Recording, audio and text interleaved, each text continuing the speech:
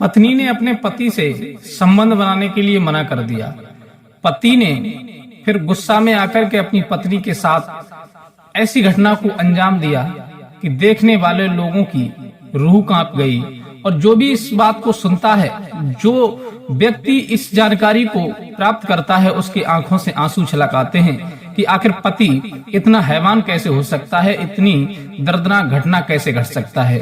आखिर उस व्यक्ति ने अपनी पत्नी के साथ ऐसा कौन सा घिनौना काम किया था, कौन सा घिनौना कृत्य किया था, जो देखने वाले लोग सभी उसकी निंदा करते हैं। नमस्कार, प्रणाम, मैं हूं रितेश कुमार। दरअसल आज की जो सच्ची घटना मैं आपको बताने जा रहा हूं, ये इसी उत्तर प्रदेश का एक जिला है बरेली। बरेली में एक नरियावल लगता है। उस नरियावल में रहने वाले एक व्यक्ति की बहुत दर्दनाक घटना आज मैं आपको बताने के लिए जा रहा हूं।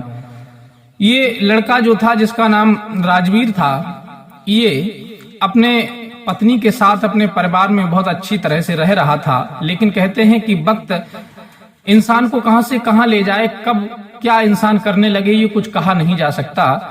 वो व्यक्ति अपने परिवार के साथ पालन पोषण कर रहा था अपने परिवार का, लेकिन उसी बीच एक लड़का भी उसके पत्नी के पैदा हो जाता है और फिर वो अपने बच्चे के साथ, बीवी के साथ बड़े हंसी खुशी से आनंद से रहने लगता है। धीरे धीरे यूं ही वक्त बीतता जाता है और लेकिन उस लड़के के अंदर एक बुरी आदत घर बना चुकी थी। उसकी उस आदत में लत लग चुकी थी। वो दारू पीने लगा था। अपने यार दोस्तों के साथ जाता था, सभी यार दोस्त उसके दारू पीते थे और उसे पिलाते थे। लेकिन इसी के चलते चलते पहले तो वो अपने यार दोस्तों की दारू पीता था, उसके यार दोस्त पिलाते थे, लेकिन धीरे धीरे वक्त बीतता चला गया। फिर उसके यार दोस्तों ने उसे पिलानी बंद कर दी। तब वो स्वयं अपने पैसे की पीने लगा। पैसा खत्म हो गया। तब वो अपना सारा कारोबार जो था बिगाड़ने लगा। जो भी उसके पास दौलत थी वो सब बर्बाद कर दी उसने। एक दिन वो दारू पीकर के घर जब आया, बहुत ज्यादा नशे में धुत था। उसे अपने तन का भी होश नहीं था और ये भी नहीं पता था कि आखिर मैं क्या कर रहा हूँ। उसके पैर भी सीधे नहीं गिर रहे थे।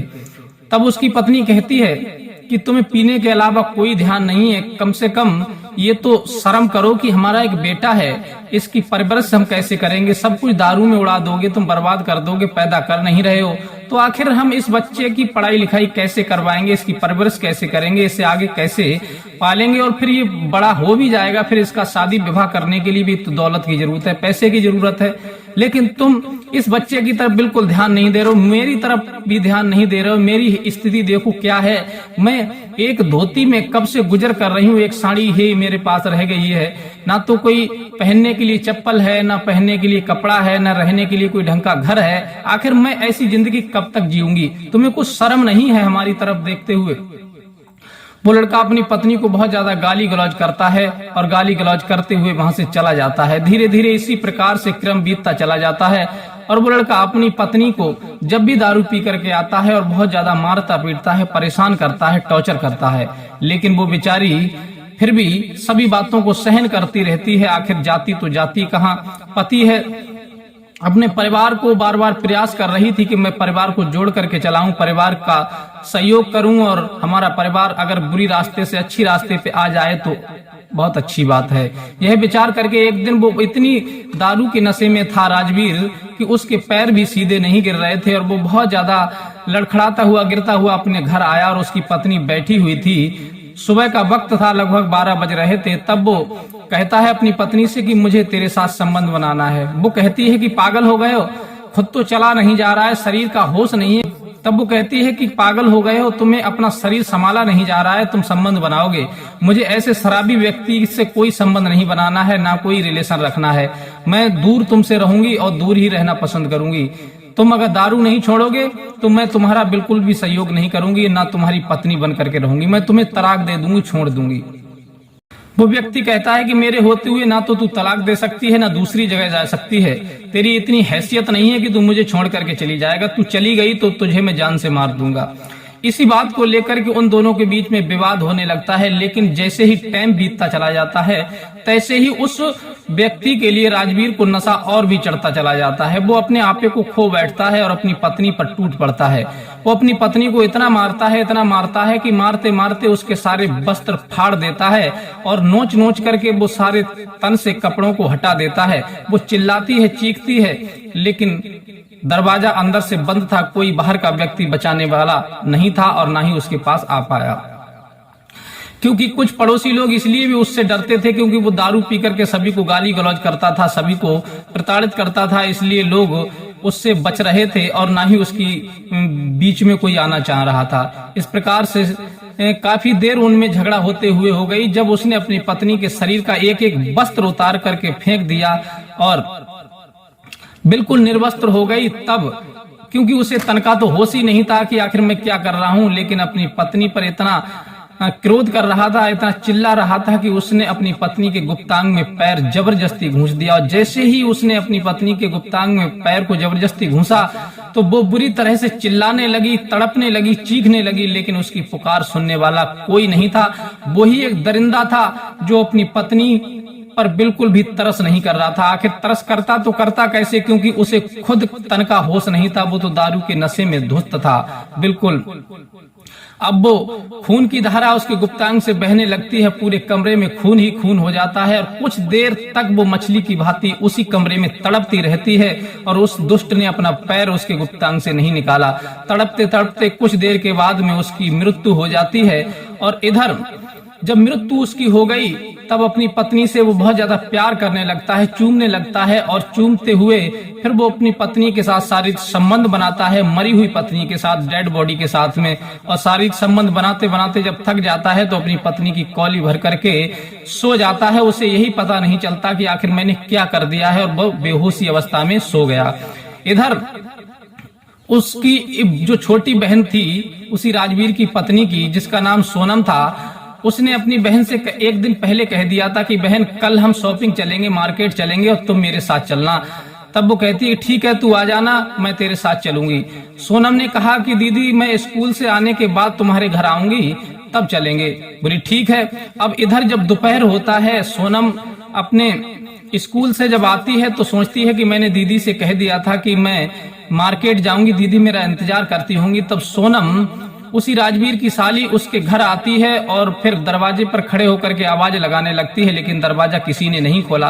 वो सोचने लगती है आखिर दरवाजा अंदर से बंद है, ये लोग कर क्या रहे हैं, जो कि अंदर से ना तो कोई आवाज आ रही है ना दरवाजा खोलने कोई आ रहा है, आखिर क्या बात है। तब उसने उस सींचा से झांक करके देखा तो कमरे में खून ही खून दिखाई दे रहा था और उसकी जो बहन थी वो निर्वस्त्र अवस्था में, मृत अवस्था में पड़ी हुई थी और उसका जो जीजा था उसकी कौली भरे हुए पड़ा था। ये दृश्य देखकर के सोनम बुरी तरह से चिल्लाने लगती है। तभी मोहल्ला पड़ोस के लोग सभी एकत्र हो जाते हैं और कहते हैं कि आखिर क्या बात है बेटी, तुम क्यों चिल्ला रही हो, क्या परेशानी है। तब वो कहती है कि मेरे जीजा और मेरी दीदी को निर्वस्त्र करके और उसकी कौली भरे सो रहे हैं और कमरे में खून ही खून दिखाई दे रहा है, मुझे लगता है कि मेरे जीजा ने मेरी बहन को मार दिया।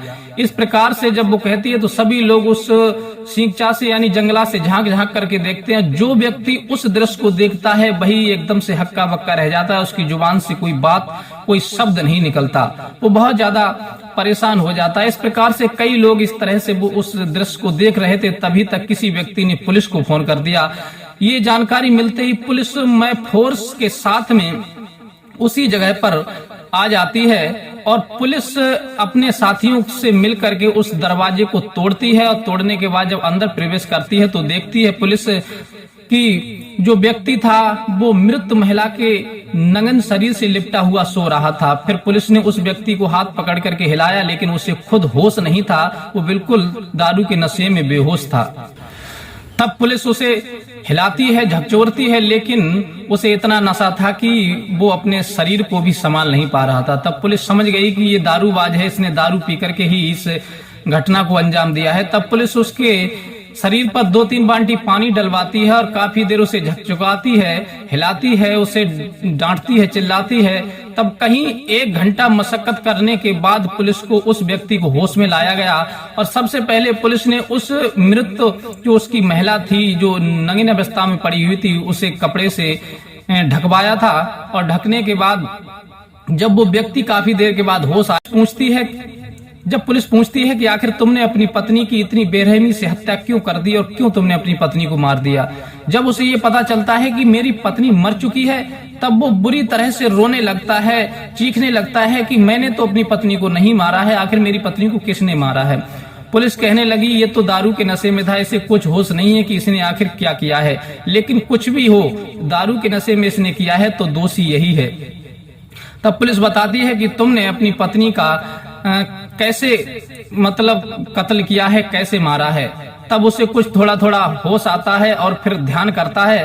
तब वो कहता है कि साहब मैं बहुत ज्यादा दारू के नशे में था और मैं दारू पीने लगा था। मेरी पत्नी इसी बात को लेकर के विवाद करती रहती थी, रात दिन मेरी पत्नी से इसी बात को लेकर के कलह होती रहती थी। लेकिन आज मैं ज्यादा दारू के नशे में था तो मैंने अपनी पत्नी से संबंध बनाने के लिए कहा। मेरी पत्नी ने जब संबंध बनाने से मुझे मना कर दिया तो मुझे गुस्सा आ गया और मैंने अपनी पत्नी के गुप्तांग में पैर डाल दिया और फिर मेरी पत्नी तड़प तड़प के मर गई। लेकिन मुझे नहीं पता कि मैंने कब पैर डाला था, बस ये तो पता है कि हाँ डाला था, लेकिन ये नहीं पता था कि मेरी पत्नी कब मर गई।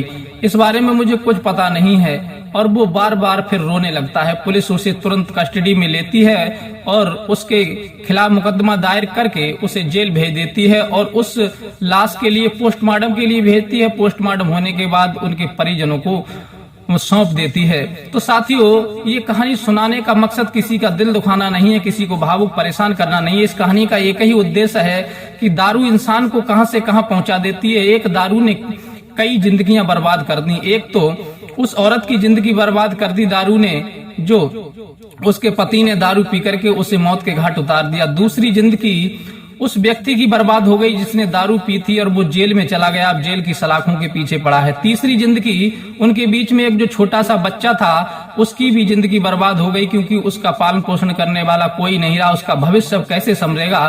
तो साथियों, हमारी कहानी का एक ही उद्देश्य है कि आप अपने आप को संभाल करके रखें, बुरी संगत में न डालें, ना ही दारू पिएं, ना ही दारूबाजों की संगत में बैठें और अपने परिवार का भरण पोषण अच्छी से करें और अच्छी तरह से अपने पार्टनर के साथ जिंदगी जिएं। यही कहानी का एक उद्देश्य है। अगर ये कहानी आपको पसंद आई हो, हमारी वीडियो पसंद आई हो, तो प्लीज हमारे चैनल को लाइक सब्सक्राइब जरूर करें और अपने यार दोस्तों को भी शेयर करें। अगर आप अपना नाम हमारी वीडियो में बुलवाना चाहते हैं तो अपना नाम और जिला लिख करके हमें प्यारा सा एक कमेंट जरूर करें, जिससे हम आपका नाम नेक्स्ट वीडियो में बोल सकें। और कहानी आपको पसंद आई हो तो प्लीज हमारे चैनल को लाइक सब्सक्राइब कर दीजिए और मिलते हैं इसी प्रकार की कोई नई घटना कहानी के साथ। तब तक के लिए नमस्कार।